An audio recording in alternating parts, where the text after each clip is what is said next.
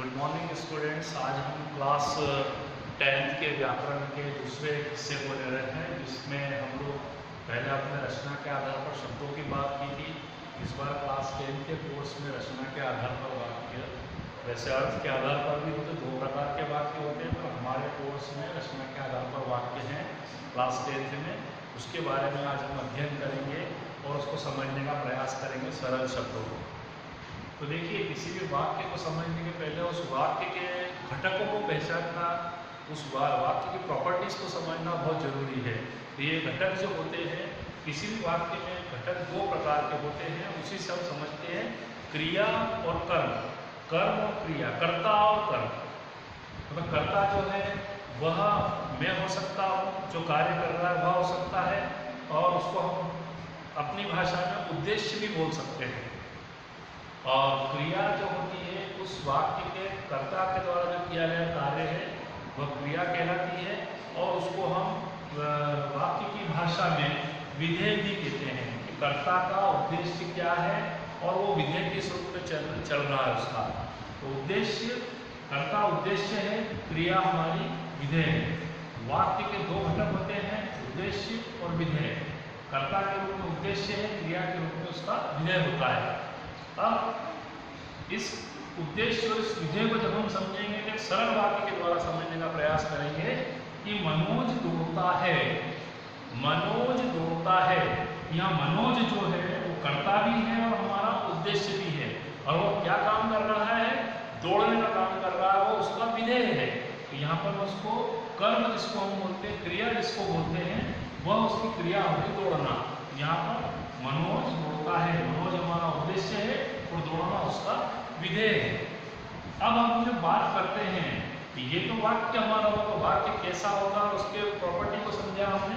अब रचना के आधार पर वाक्य कितने प्रकार के होते हैं, तो रचना के आधार पर वाक्य 3 प्रकार के होते हैं, और वे 3 प्रकार के वाक्यों के नाम हैं सरल वाक्य, संयुक्त वाक्य और मिश्र वाक्य। देखिए, सरल वाक्य जो होता है उसमें एक ही उद्देश्य और एक ही विधेय होता है। संयुक्त वाक्य जो होता है उसमें दो सरल वाक्य मिलकर के योजक शब्दों के द्वारा, योजक शब्द जो होते हैं हमारे, जो शब्दों को जोड़ने का कार्य करते हैं, उन शब्दों के द्वारा जुड़ करके उस वाक्य को बनाते हैं, वो हमारा संयुक्त वाक्य कहलाता है। और तीसरा होता है मिश्र वाक्य।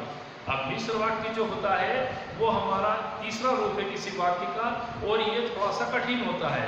कठिन से मतलब इसमें 2 वाक्य होते हैं पूरे, और दोनों ही वाक्यों में एक वाक्य जो है, पहला प्रधान वाक्य है, उसके किसी भी कार्य के करने से उसके दूसरा वाला वाक्य पर उसका पूर्ण असर होता है। जैसे फॉर एग्जाम्पल, यदि तुम मेहनत करोगे तो परीक्षा में उत्तीर्ण होंगे। अब मेरे वाक्य को सुनिए, यदि तुम मेहनत करोगे, तो यदि तुम मेहनत करोगे तो ही परीक्षा में उत्तीर्ण होंगे। यानी हमारा पहला वाक्य अगर सही है तो दूसरा वाक्य उसका सही चलेगा, और अगर पहला वाक्य अगर अलग है तो दूसरा वाक्य भी चलेगा। यदि तुम मेहनत नहीं करोगे तो क्या हो जाओगे, अनुत्तीर्ण हो जाएंगे। उसको दूसरा रूप उसके साथ में उपवाक्य के रूप में जुड़ा हुआ होता है। तो सरल वाक्य, संयुक्त वाक्य, मिश्र वाक्य, हमारे 3 प्रकार के वाक्य होते हैं। इनको मैं सरल शब्दों में इनके पहचान के द्वारा, इनके एग्जाम्पल्स के द्वारा मैं आपको समझाने का प्रयास करूंगा कि एक ही वाक्य 3 रूपों में कैसे बदला जाता है, और तीनों रूपों में उसमें क्या क्या चीज जोड़ी जा सकती है, और किस प्रकार हम उस वाक्य को पहचानेंगे। भाई एग्जाम में वाक्य आपको कोई सा भी आ सकता है, और निम्नलिखित वाक्य को पहचान कर लिखिए कि सरल वाक्य है, संयुक्त वाक्य या मिश्र वाक्य है। या निम्नलिखित वाक्य को सरल से मिश्र में बदलिए, या मिश्र से संयुक्त में बदलिए, या संयुक्त में सरल वाक्य बदलिए। आप कहीं पर भी इस वाक्य को किसी भी रूप में बदल भी सकते हैं, परिवर्तित भी कर सकते हैं। इस मेरे एग्जाम्पल के द्वारा आपको ये तीनों प्रकार है इसके रूप समझ में आ जाएंगे।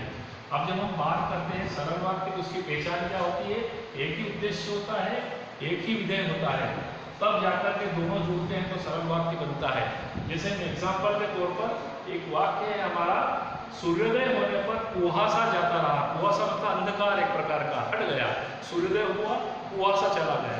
अब कुहासा में सूर्योदय हमारा उद्देश्य है, सूर्योदय हमारा उद्देश्य है, करता है, वो आएगा तो ही कर्म होगा। वो आया और उसके आने पर विधेय के रूप में क्या हुआ, कुहासा हमारा चला गया।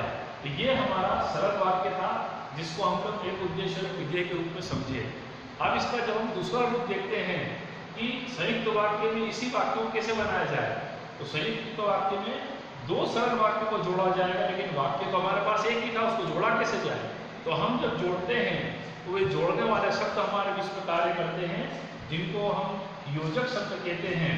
जैसे और, एवं, तो, किंतु, परंतु, अथवा, पर, अतः, लेकिन, या, तथा, ये शब्द दो वाक्यों को निर्धारित करने का कार्य करते हैं। जब ये जुड़ जाते हैं उसके अंदर तो वाक्य हमारे अलग अलग हो जाते हैं, और वो दोनों वाक्य को जोड़ने का कार्य ये बीच में पुल का, ब्रिज का काम करते हैं। शब्द अगर शब्द नहीं हुए तो वाक्य हम समझ ही नहीं पाएंगे, उसका संयुक्त रूप समझ नहीं पाएंगे। जैसे सूर्योदय हुआ और कुहासा जाता रहा। सूर्योदय हुआ और कुहासा जाता रहा। कुहासा मतलब वो अंधकार। सूर्योदय हुआ और कुहासा जाता रहा। जब वो आया उसके बाद वो कुहासा क्या हुआ? चला गया। तो पहला वाक्य भी सरल है, दूसरा भी सरल है, पर इसको जोड़ा किसने? इस योजक शब्द में जोड़ा है। ये योजक शब्द में और, अथवा, किंतु, परंतु, तथा, पर, अतः, लेकिन आदि शब्द इसमें हो सकते हैं। तो ये सरल शब्द। बीच में कौन सा शब्द? और हमारा योजक शब्द। तीसरा और अंतिम रूप है हमारा इसका मिश्र वाक्य। प्रधान वाक्य जो होता है उसके साथ में उसका आश्रित, उस पर डिपेंड जो एक अल्टरनेट जो सेंटेंस होता है वो उपवाक्य होता है। इसको जब हम जोड़ते हैं इसमें भी वही जोड़ने वाले शब्द इसमें भी काम में आएंगे, पर इसमें इन शब्दों से अलावा अलग शब्द होंगे। जैसे कि जो, वह, जितना, उतना, वैसे ही, जैसे ही, जब, तब, जहाँ पर, अगर, यदि तुम ऐसा करोगे तो ऐसा हो जाएगा, यदि तुमने मेरा ये काम नहीं किया तो मैं तुम्हारा ये कर दूंगा। धमकी भरी बात होती है, मिश्र वाक्य होता है। ये वाक्य लंबे भी होते हैं, थोड़े से बड़े भी होते हैं, और इनका अर्थ विस्तृत होता है। जैसे अब हम किसी वाक्य को तीसरे रूप में जब ले जाते हैं, जैसे ही सूर्योदय हुआ वैसे ही क्या हुआ? अंधकार चला गया। जैसे ही सूर्योदय हुआ वैसे ही कुहासा जाता रहा। मतलब दो वाक्य मिलकर के एक वाक्य बना। हमने उस वाक्य को सरल एक सीध में पूरा वाक्य बनाया, उसको बोलते हैं हम मिश्र वाक्य। ये अगर सूर्योदय नहीं होता तो कुहासा जाता? बिल्कुल नहीं जाता। अंधकार कब जाता है? तो प्रकाश होता है। प्रकाश कब होता है? तो सूर्योदय होता है। तो सूर्योदय, जैसे ही सूर्योदय हुआ वैसे ही कुहासा जाता रहा। तो जैसे ही और वैसे ही शब्द हमारे इनको सेंटेंस को जोड़ने वाले शब्द हैं, और ही सूर्योदय और कुहासा जाता रहा शब्द हमारे प्रधान वाक्य और उपवाक्य है। इस प्रकार रचना के आधार पर 3 प्रकार के वाक्य हैं। परीक्षा की दृष्टि से अत्यंत महत्वपूर्ण चैप्टर है आपका ये। इसमें 2 से 3 नंबरों का आपका कोर्स आता है, और करना कुछ नहीं होता है। अगर आपने इसको पूरी व्याकरण के इस हिस्से को मेरे द्वारा समझाने पर आपने समझ लिया है, और अगर इसके व्याकरणिक प्रश्नों को और पेजों को आप पढ़ लेते हैं, तो ये आपके आसानी से 3 नंबर से 4 नंबर तक आपको दिलवाने के लिए बिल्कुल पक्का है कि आपको 3 से 4 नंबर 3 to 4 मार्क्स आपको मिल जाएंगे। और कन्फर्म आप उस मार्क्स से अपना योग्यता को बढ़ाएंगे, अपने पोजीशन को बढ़ाएंगे, क्योंकि 4 नंबर से 5 नंबर हमारा 1% रिजल्ट परिवर्तित करता है। तो आशा है आपको मेरे द्वारा समझाए गए इस भाग में रचना के आधार पर वाक्य की पूरी स्थिति समझ में आ गई होगी, और आप इन उदाहरणों के द्वारा अन्य वाक्यों को अब बदलने का, हल करने का और अलग अलग रूपों में लिखने का प्रयास करेंगे। धन्यवाद।